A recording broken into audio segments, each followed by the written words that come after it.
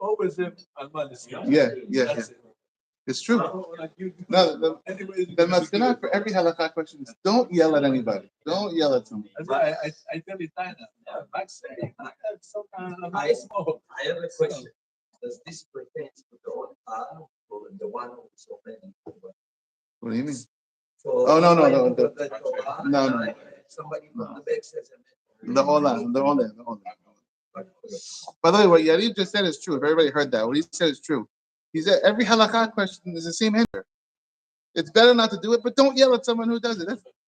That's true. Yes, don't yell at people. Yeah. By the way, the guys who walk around yelling at people, they don't know anything. That's it. They don't learn halakha. Because if you know something, it's okay. He's all not a benotam. He's going like this. The guys that don't learn, they just yell at people. Okay, ready? Parashat lech lecha.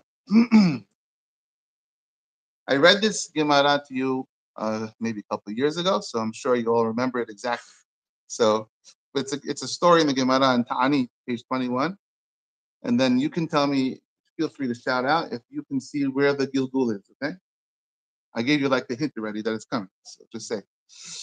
Amru alav al Nahum ish gamzu. Nahum ish gamzu. Nahum ish gamzu, gamzu letova, okay? Nahum ish gamzu is the famous gamzu. Who is his student, his main student? He's on the ball lately. Yesterday he did the same thing, okay? Yeah. Rabbi Akiva was a student of Nahum ish gamzu. So now, this is not the story with the rooster and all that. This is the different story. Amru alav Nahum ish gamzu. They said about Nahum ish gamzu. Shayasuma mishete einav. He was blind in both of his eyes. Gidem mishete yadav. Kiteya mishete raglav. V'chol gufo maleh shehin. His hands were cut off. His body was full of boils. And he was in a very shaky house that looked like it was about to fall down any second. Remember the Gemara? They had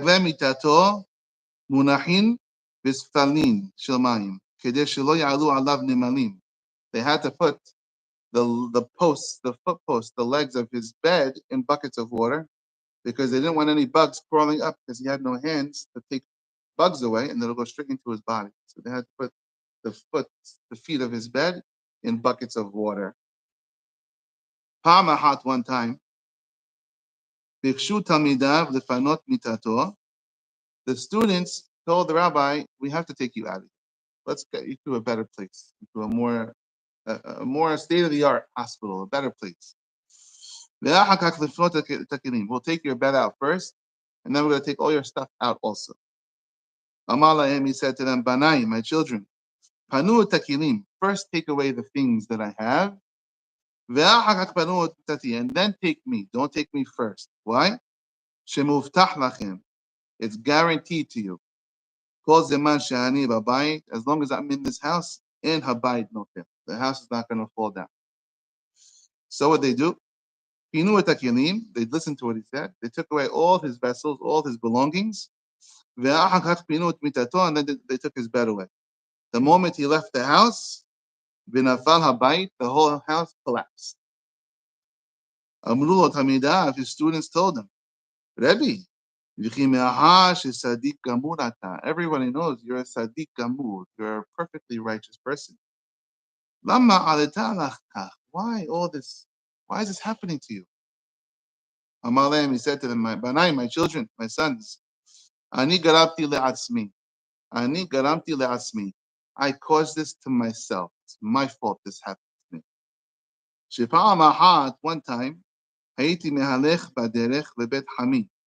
I was going to my father-in-law's house. I was traveling to my in-laws. What's the difference between in-laws and outlaws?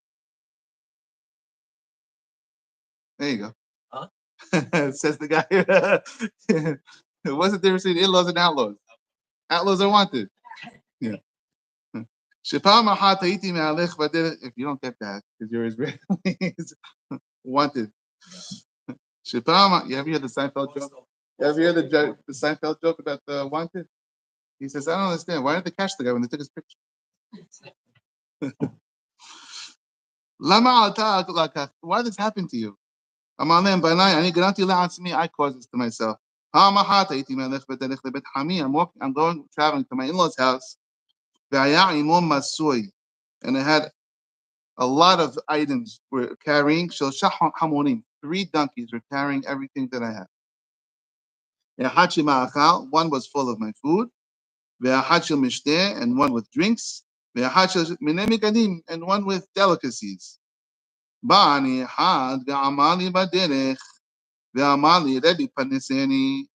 poor guy comes to me and says, please, Rebbe, give me some food. I'm starving. Understand? Amati lo, okay. What's that? Let me get down from the donkey. I'll get the stuff down. I will give you. Yeah, the answer is yes, but shwaya, as we say. Okay? Wait 1 second. I'll come down. I'll take the stuff down. Lo isfakti lifrok min hamod achi yatzatan nishmato. I didn't have even time to get down from the donkey, and the guy died out of starvation. I wasn't fast enough to help this person. Halachti v'nafalti al panav. I went and I fell on his face. Ve'amarti, and I said, Enai shelo hasu al enecha yisomu. My eyes that didn't have mercy on your eyes should be closed, should be blinded. Yadai shelo hasu al yadecha yitkademu. My hands that didn't have mercy on your hands should be cut off. Raglai shelo hasu al raglecha yitkateu. Same thing with the feet. And I was still not happy enough. I was beating myself up about what happened. My whole body should be filled with boils. This is the story of how he became this way, and exactly what he told Hashem should happen happened. Amrullah, his students told him, Oy lano shira'inu bekach. Woe is to us that we have to see you in this state. Amar lahem, Oy li im lo ra'ituni bekach. Woe to me if you didn't see me like this, because I want my punishment now and not later. If you saw me like I used to be healthy, that would be terrible for me. This is the first story of Nahum's God.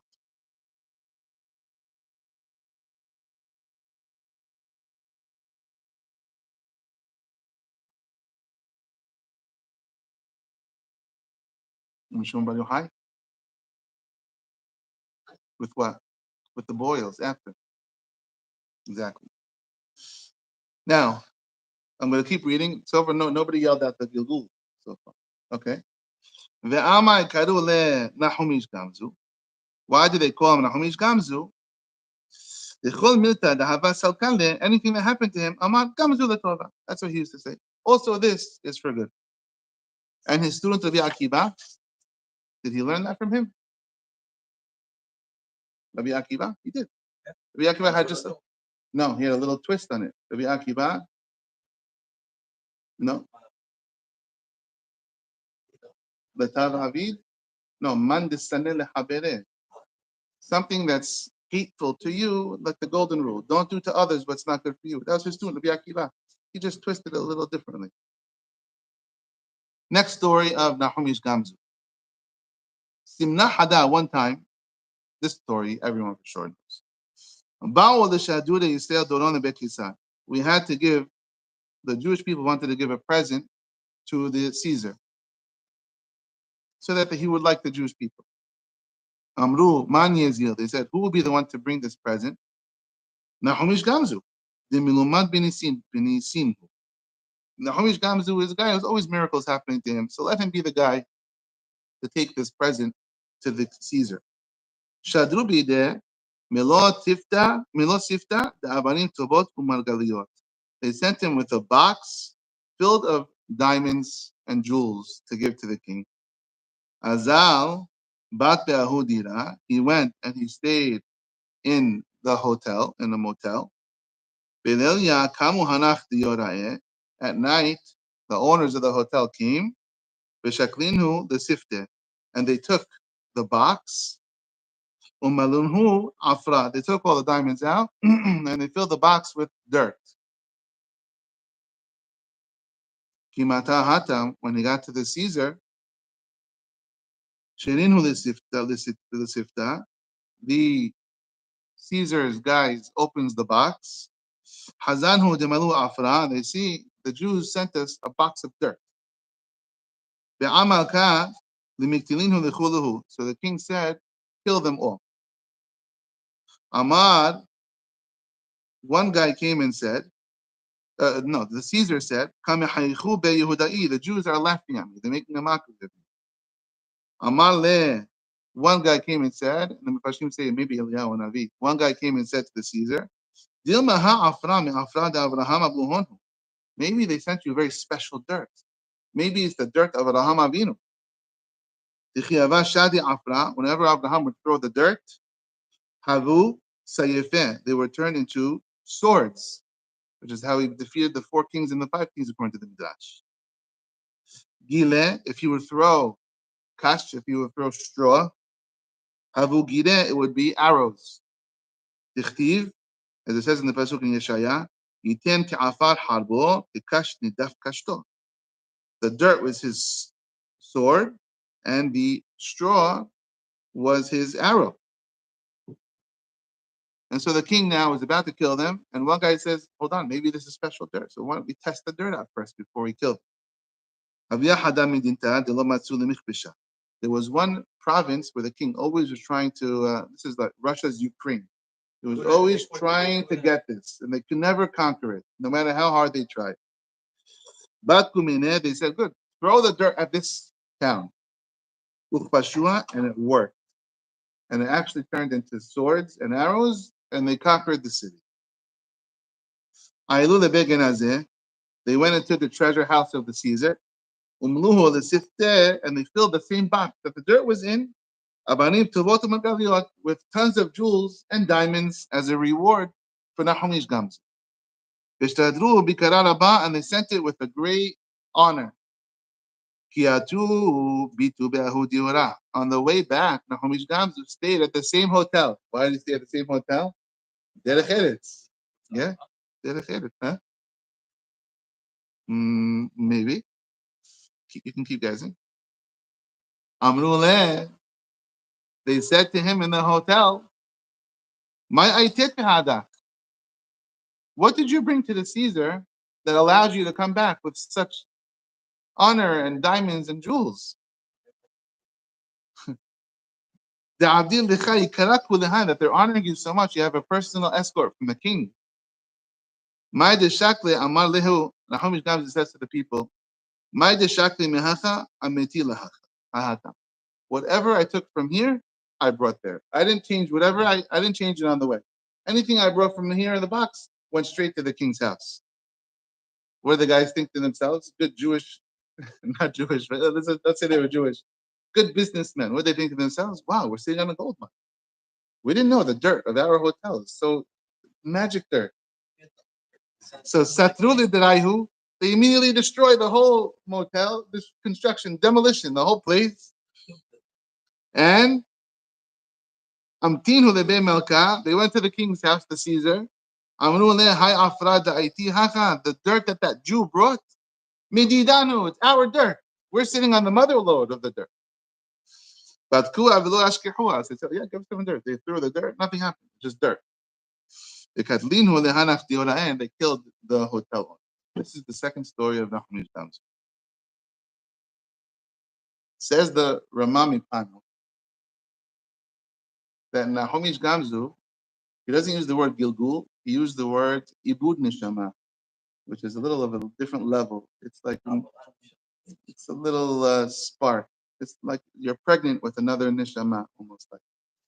It says that Ramami Pano, Nahomi's Gamzu was a spark of Lot. Why Lot? Why Lot? First of all, the whole miracle, Lot was good. He was with Abraham Avinu, and then he decided to choose bad. And he went to Sidon. He ruined his life. It was a terrible choice for Lot. The Zohar says, Arizal says, Lot was rooted in evil and Abraham was in good. They were together and it worked, and then Lot just completely went to the evil. Lot was captured in war, and Abraham Avinu had to save him. Why did Abraham Avinu have to save him? We said this a couple years ago. Remember this? Why did Abraham Avinu have to save Lot? besides for David. That's very Kabbalist and a very pshat level. Why did Abraham Avinu have to? For שלא יגידו, said that,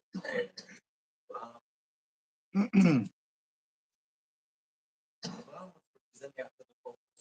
They picked the said, no, it's nonsense. who captured Lot? Which king was the main king in the team that captured Lot? No, that was the other side. Nimrod. Nimrod was the king who captured Lot. Remember back in Ur-Kasdim, when Nimrod had the big fire, and he threw Abraham in there, and he said, I'm going to kill him. And Abraham came out and said, I'm just fine. That was a checkmate on Nimrod. Abraham Avinu defeated Nimrod. Nimrod was pro-Avodah Zarah. Abraham Avinu was against Avodah Zarah. Abraham was walking around town, basically spreading the word of Hashem. He was a missionary, right? He was spreading the word of Hashem, saying, Nimrod couldn't beat me. Hashem was with me. I'm here. Nimrod hated Abraham. And so Abraham Avinu, Nimrod was always trying to kill him. He never succeeded. Lot was Abraham's nephew, and they looked exactly the same. Their facial was exactly the same. And so Nimrod had a very easy trick. Let me go capture Lot. I'm going to walk Lot through town and say, I got Abraham Avinu. You see, in the end, his God wasn't there for him. I got Abraham Avinu. And so that's why Abraham Avinu says, I got to do this no matter what. I don't care if it's me and Eliezer. I don't care if it's kingdoms. I must do this. What? Hashem. It's Bibihul Hashem. He's going to walk around saying that I'm dead. And how am I supposed to say I'm not dead? I have to go around trying to fight this story. Abraham, that's really, the Rabbi Miller says, that's why this whole story is in the Torah. What do we need the whole story for, honestly? What do we need the whole thing for?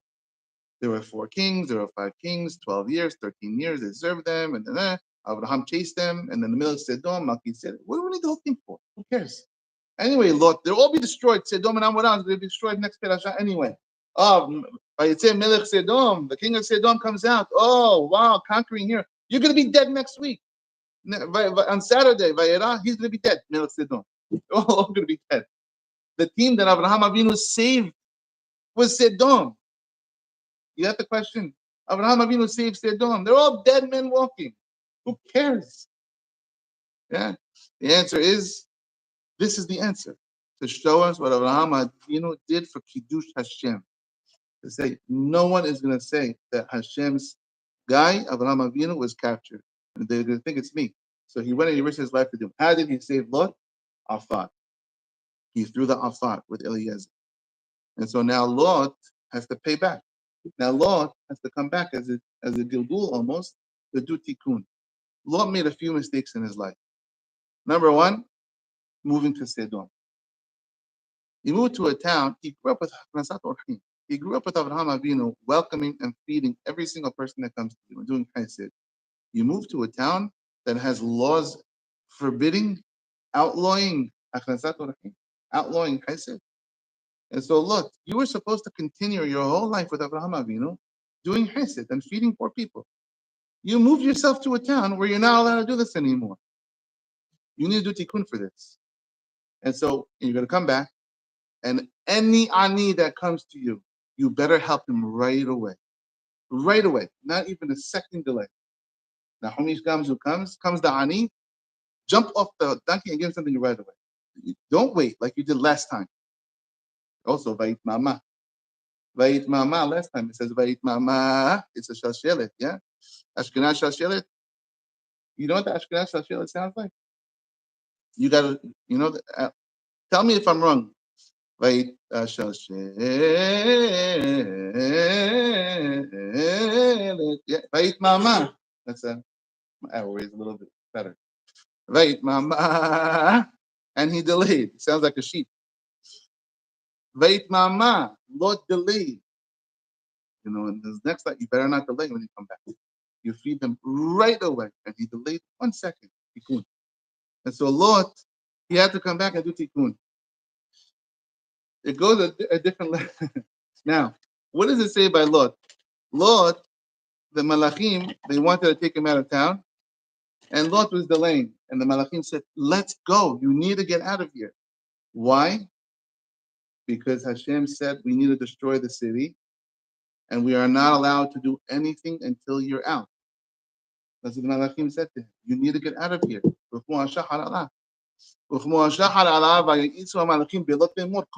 out of here already. Why? Because Hashem wants us to destroy. We're not allowed to destroy anything until you're out. Now Nahumish Gamzu comes out. Nahumish Gamzu says, don't worry, guys. Nothing's going to be destroyed until I'm out. Says the Ramami Pano.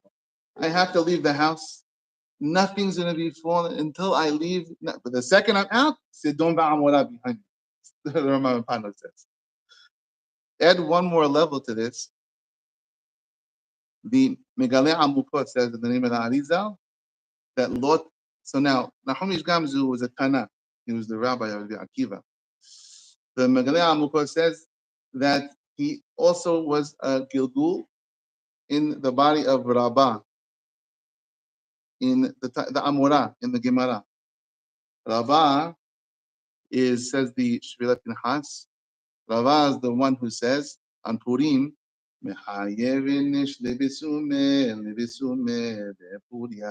Purim you have to get drunk.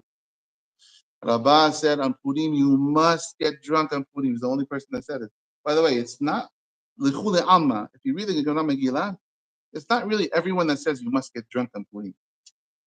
It's Rabbah who's pushing the wine. Lot gets out of Sidon. He goes into Tzoar with his two daughters. Immediately, they get him drunk, and he sleeps with his two daughters. One night after the next night. The first night, I understand. The second night, fool me once, shame on me. No, you. Fool me twice, shame on me. The second night, you got drunk again with the second daughter? And so it says the Ramah, you hate this. It says the Ramah Mipano, Lot came back as Rabbah, and Rabbah says, I'm going to push wine, but in a good way. I'm going to push wine in a healthy way. Rabbah also says on Erev Pesach, drink wine, so that you open up your appetite for the Seder, your spiritual appetite, your non-spiritual, your physical appetite for wine, like Lot. Now, Lot, I had a question about Lot. Lot, yeah, the wine, yeah, 100%. Lot is the wine part fits with Rabbah. But when it comes to Nahumish Gamzu, I don't have the answer for this. I'm trying to think to myself. Nahumish Gamzu is known for saying Gamzu Letovah. All this is for good. Did Lot not say Gamzu Letovah? I don't know. This is the identity of Nahumish Gamzu, so much so that it became his name. If, according to the Ramah Mipano, Lot is coming, Nahumish Gamzu is coming to be Mitaken, Lot. He's known for Gamzu Letovah. Is there something about Lot that's not Gamzu? I don't know the answer. I don't know. That's what I was just thinking to myself. So, it's all for the good.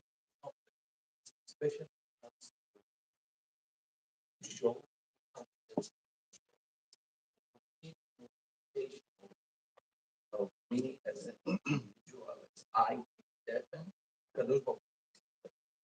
seems like lots of all about me. He chooses the he wants he goes for the shiur. He doesn't go for the shiur. He lives in a bad city because he thinks it's better for him. He goes to the Dome is right there. It's all the area. He's more interested in shiur than also. So perhaps I don't know. Something's not. I'm not satisfied. maybe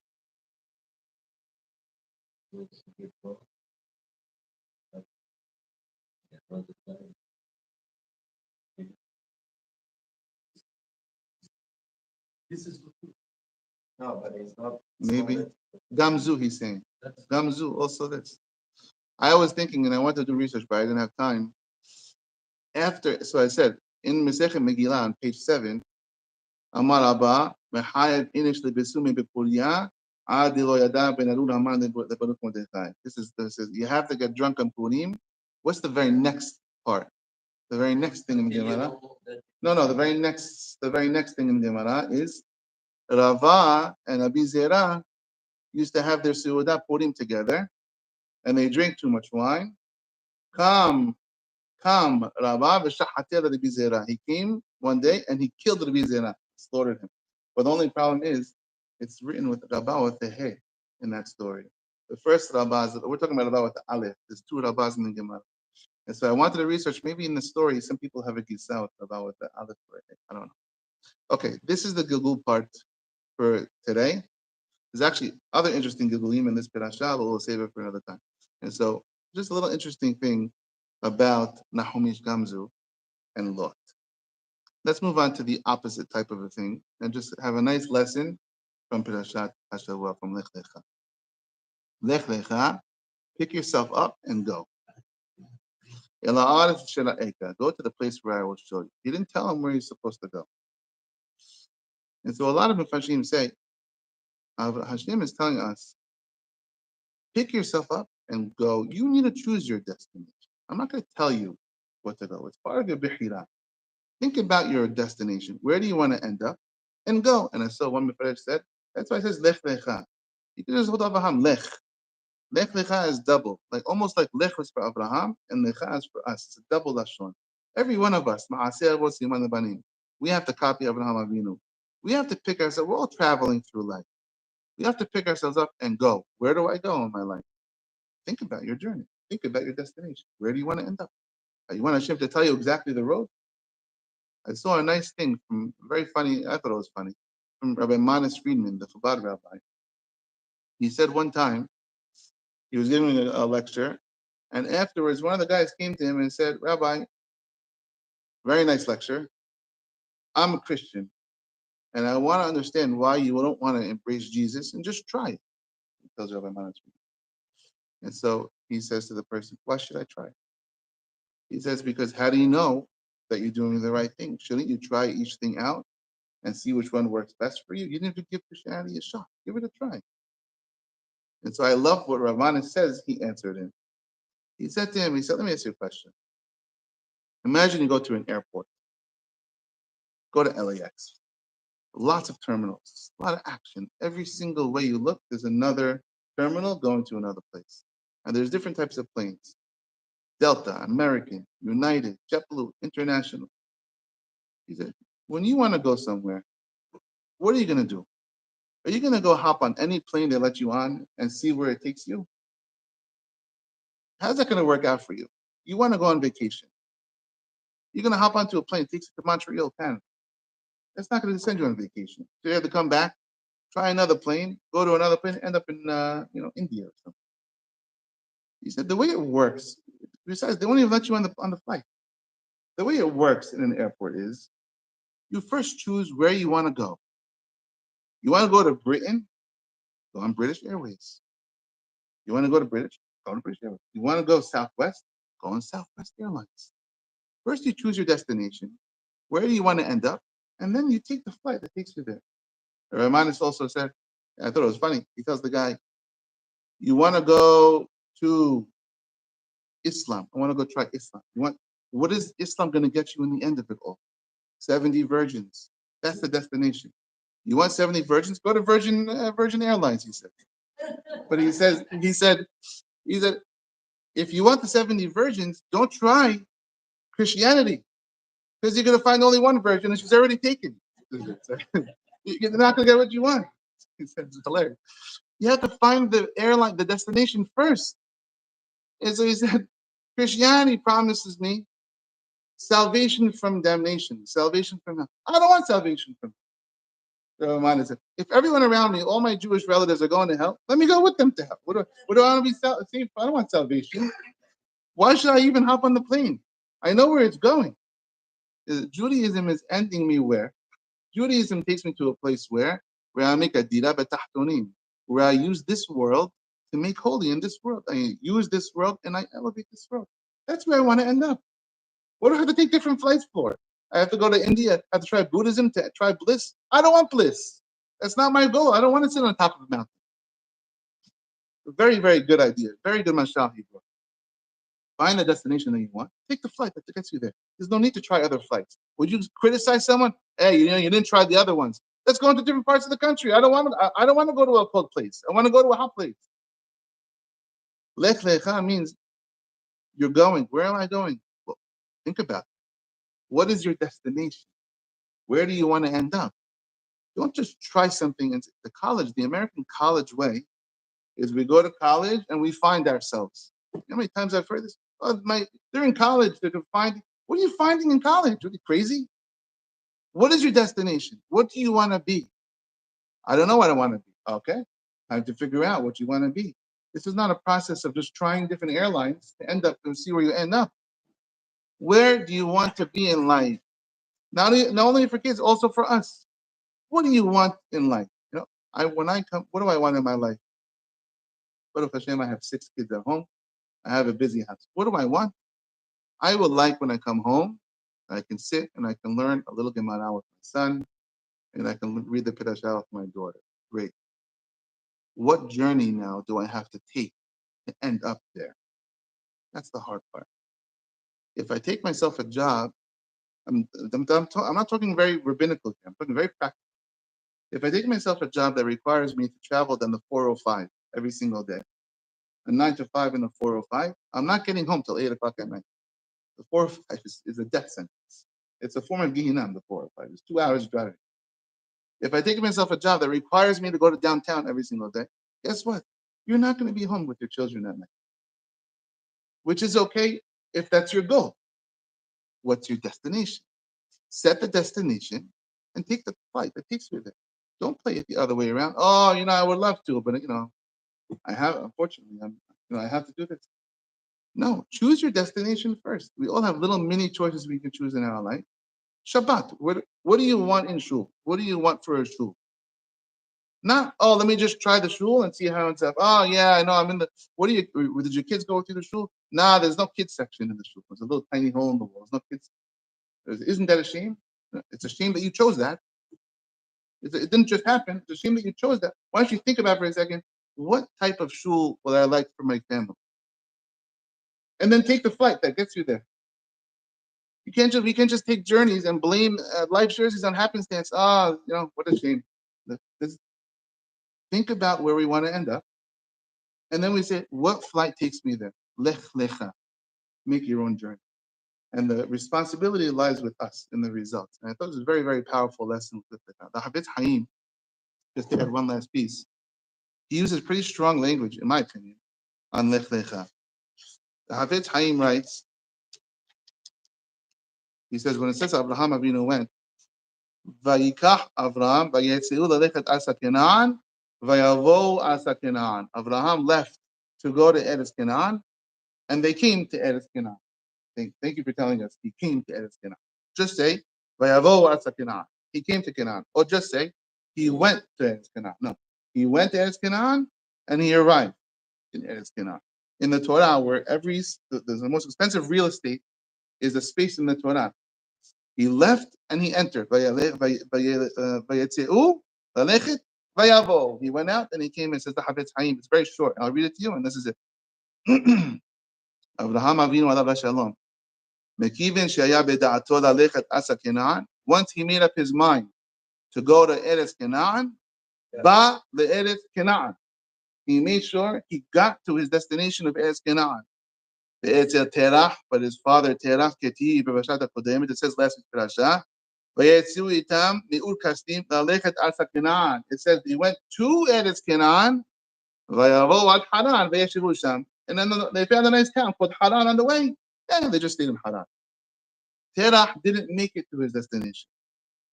The Lamdecha to teach you. She'ala Adam, it's on our responsibility. Lalechet b'derchei Avraham Avinu. To copy Avraham Avinu. If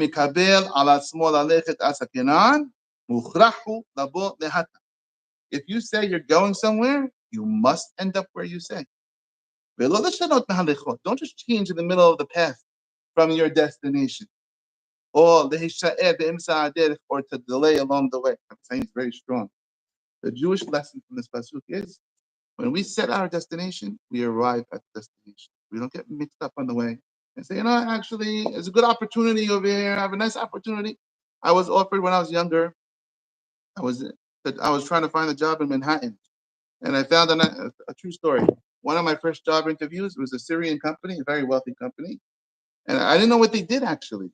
So my friend said, "Go, he'll interview you." Go to the Manhattan. So I hopped on a train. I went to Manhattan, New Jersey. I go to the place. I walk in. What do I see? I'm sorry to say it. And plus, I see lingerie, all women's lingerie, like displayed right in front of me. I'm single, and I said, "Oh, the hilak," as we say. What do I do it over here?